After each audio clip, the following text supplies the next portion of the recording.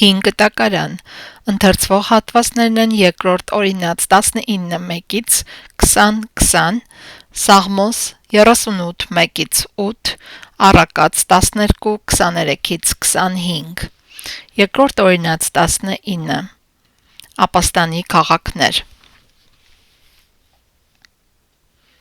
Երբ քո Տեր Աստվածը բնաջինջ անի այն ազգերին, որոնց երկիրը քո Տեր Աստվածը տալու է քեզ, երբ դու քշես նրանց եւ բնակվես նրանց քաղաքներում ու տներում, քեզ համար 3 քաղաք կառանձնացնես քո երկրում, որը քո Տեր Աստվածը կտա քեզ իբրև ժառանգություն։ Քեզ համար ճանապարհ կպատրաստես եւ 3-ի կբաժանես քո Տեր Աստծո քեզ տված ժառանգության երկիրը, որտեղ մեկական քաղաք լինի, որպեսզի ամեն մարդասպան այնտեղ փախչի։ Այս է ողջ մնալու համար այնտեղ փախչող մարդասպանի մասին օրենքը։ Նա, ով զարկի եւ ակամա սպանի իր մերձավորին, առանց նախապես թշնամություն ունենալու նրա նկատմամբ, մեկը, որ իր մերձավորի հետ անտառ գնա փայտ կտրելու եւ կացնով փայտ կտրելու համար իր ձեռքը բարձրացնելիս կացինը, կոթից պոկվելով դուրս թռչի եւ դիպչի մերձավորին եւ նա մեռնի, նա թող փախչի եւ ընկնի այդ քաղաքներից մեկն ու մեկը, որ ապրի, որպեսի արյան վրեժխնդիր եղողը,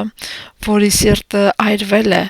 մարդասպանի ետևից չընկնի եւ ճանապարհի հեռու լինելու պատճառով նրան հասնի եւ սպանի նրան, թեպետ նա արժանի չլինի մահվան, քանի որ նախապես թշնամություն չուներ նրա նկատմամբ։ Դրա համար էլ ես քեզ պատվիրում եւ ասում եմ, որ 3 քաղաք առանձնացնես քեզ համար։ Եթե քո Տեր Աստվածն ընդարձակի քո սահմանները, ինչպես երդվել էր քո հայրերին եւ քեզ տա այն ամբողջ երկիրը, որ խոստացել էր տալ քո հայրերին, եւ եթե դու պահես այն բոլոր պատվիրանները, որ ես այսօր պատվիրում եմ քեզ, որ սիրես քո Տեր Աստծուն եւ միշտ ընթանաս նրա ճանապարհներով, ապա այդ 3 քաղաքներին կավելացնես ուրիշ 3 քաղաքներ եւս, որպեսի անմեղ արյուն չթափվի քո Տեր Աստծու քեզ ժառանգություն տված երկրում,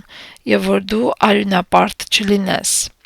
Բայց եթե մի մարդ ոխ ունենա իր մերձավորի հանդեպ, դարանամուտ լինի եւ վեր կենա նրա դեմ եւ հարվածելով սպանի նրան ու փախչի այդ քաղաքներից մեկն ու մեկը, ապա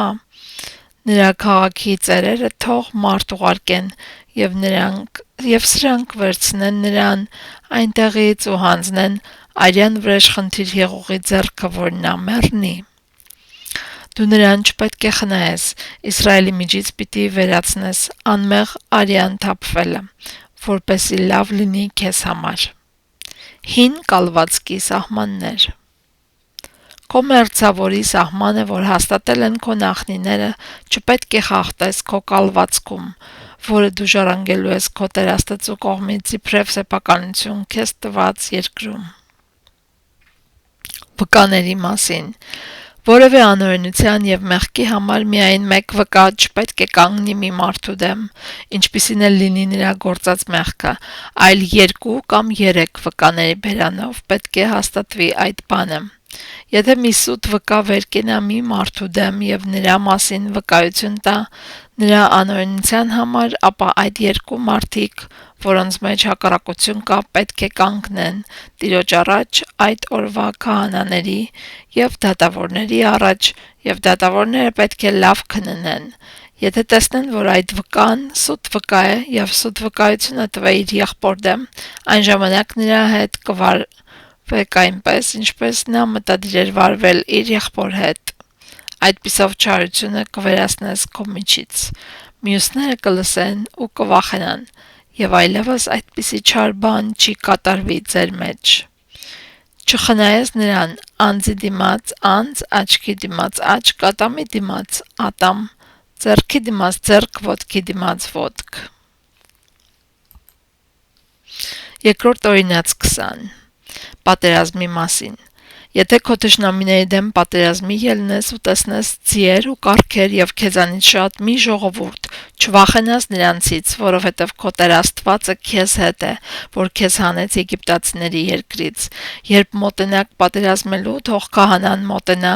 եւ խոսի ժողովրդի հետ ու ասի նրանց. «Լսիր Իսրայել, դուք այսօր մոտեցել եք պատերազմելու ձեր թշնամիների դեմ։ Ձեր սրտերը թող չթուլանան, մի վախեցեք, մի զարհուրեք, մի դողացեք նրանց դիմաց, որովհետև ձեր Տեր Աստվածը գնում է ձեզ հետ, որպեսզի ձեզ համար պատերազմի ձեր թշնամիների դեմ եւ օգնի ձեզ»։ Զինվորական պաշտոնյաները թող խոսեն ժողովրդի հետ եւ ասեն. «Ով է այն մարդը, որ նոր տուն է կառուցել եւ դրա նավակատիքը չի արել, թող ետ դառնա, գնա իր տունը, միգուցե պատերազմում սպանվի եւ մի ուրիշ մարդ կատարի նավակատիքը։ Ով է այն մարդը, որ այգի է տնկե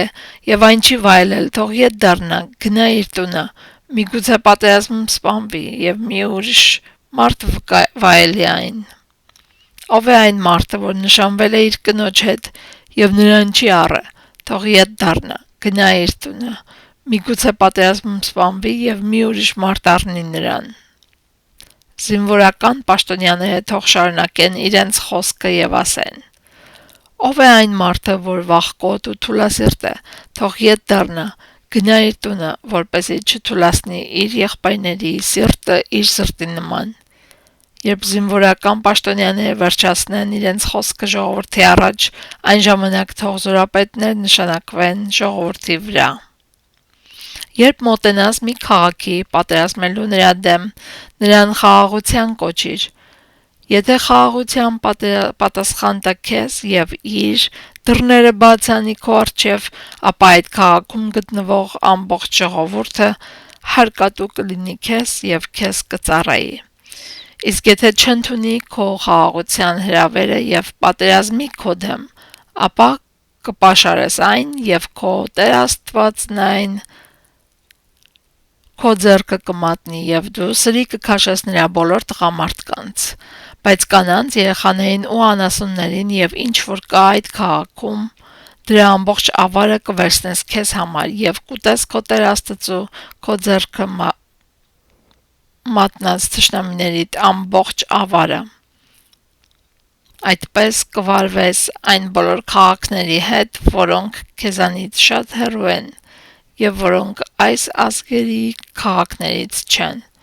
Սակայն քո Տեր Աստծու քեզ ժառանգություն տված այս ազգերի քաղաքներում ոչ մի շունչ չունեցողի ողջ չթողնես, այլ բնաջինչ կանես քետացիներին, ամորհացիներին, քանանացիներին, փերեզացիներին, ղևացիներին եւ հեբուսացիներին, ինչպես որ Տեր Աստվածը պատվիրել է քեզ, որպեսզի ձեզ չսովորեցնեն ընդօրինակել իրենց այն բոլոր գարշելի բաները, որ անում են իրենց աստվածների համար, եւ որպեսզի դուք մեղք չգործեք ձեր Տեր Աստծու առաջ, երբ մի քաղաք երկար ժամանակ պաշարես,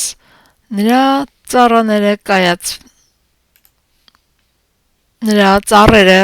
կացնահարելով չփչացնես, որովհետև դրանցից պիտի ուտես, ուրեմն չկտրես դրանք, որովհետև դաշտում գտնվող ծառը միթե մարդ է, որ քո կողմից պաշարման մեջ լինի, բայց այն ծառերը, որոնք գիտես, թե ուտելու պիտանի պտուղ չեն տալիս, կարող ես փչացնել եւ կտրել, դրանցով պատնեշ կառուցես քո դեմ պատերազմող քաղաքի դիմաց, մինչև որ այն նվաճվի։ Սաղմոս 38 1-8 համարներ։ Տառապող մարդու աղոթքը։ Ով Տեր, քո բարկությամբ մի հանդիմանիր ինձ եւ մի խրատիր ինձ քո զայրույթով, որովհետեւ քո նետերը խրվեցին իմ մեջ եւ քո ձեռքը ծանրացավ ինձ վրա։ Իմ մարմնում առողջություն չկա քո բարկության պատճառով, իմ ոսկորներում խաղաղություն չկա իմ մեղքի պատճառով, որովհետեւ իմ անօրենությունները գլխիցս վեր բարձրացան, մեծ ու ծանր բեռ են դարձել ինձ վրա։ Խոցերս հոտում ու փտում են իմ հիմարության պատճառով, ես կորացած ու խիստ ցած եմ ընկած եւ ամեն օր շրջում եմ սգավոր, որովհետև իմ երիկամները լիքն են բորբոքմամբ և առողջություն չկա իմ մարմնում,